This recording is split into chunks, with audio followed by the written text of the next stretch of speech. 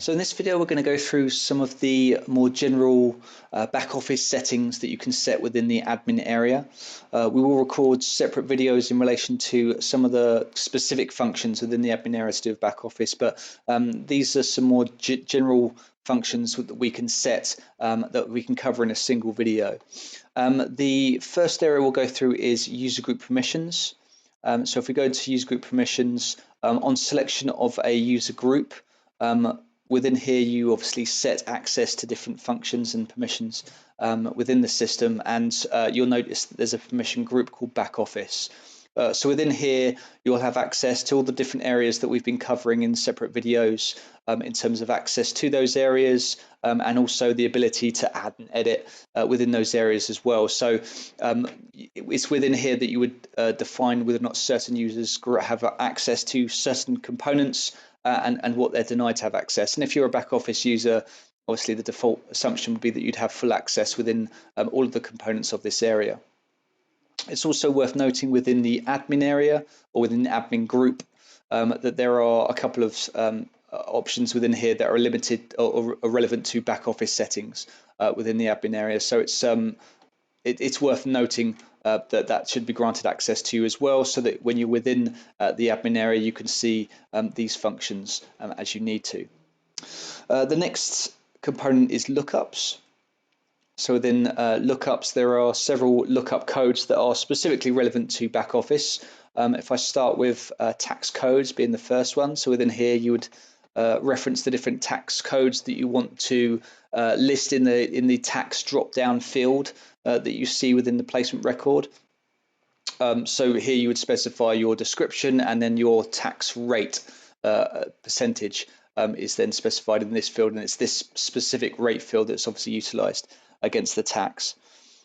We then come to nominal codes.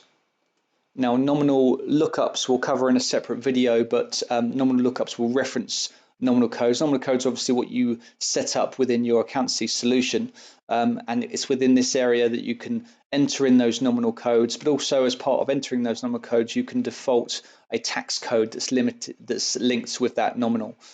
So again, it's just configuring default behavior within the system so that it understands when it's processing a certain nominal the tax, and that's if obviously the tax hasn't been referenced specifically within the placement, but again it's just setting up default behavior. You can then also set whether or not the nominal is linked with a purchase ledger or a sales ledger, and that obviously dictates whether or not those nominals appear in certain drop-down lists or drop-down fields that are available within the system. We then come to department codes.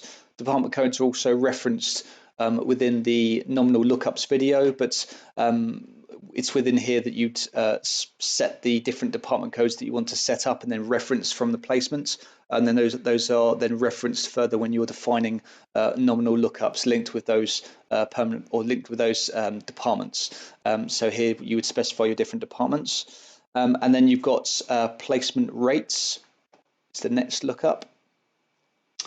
Now, placement rates are linked with the margin calculator in the scenario that you have a pay-as-you-earn candidate. So it's in here that you would specify your description and your associated rate. But to just demonstrate this, if I went into a placement here, and then obviously you can see within the back office tab that this candidate has a payment method of pay-as-you-earn, and based on that, when we go to basic and when we go to the margin calculator, you can see that the charge and pay is pulled through, but also these placement rates which are referenced within this area are also pulled through as well.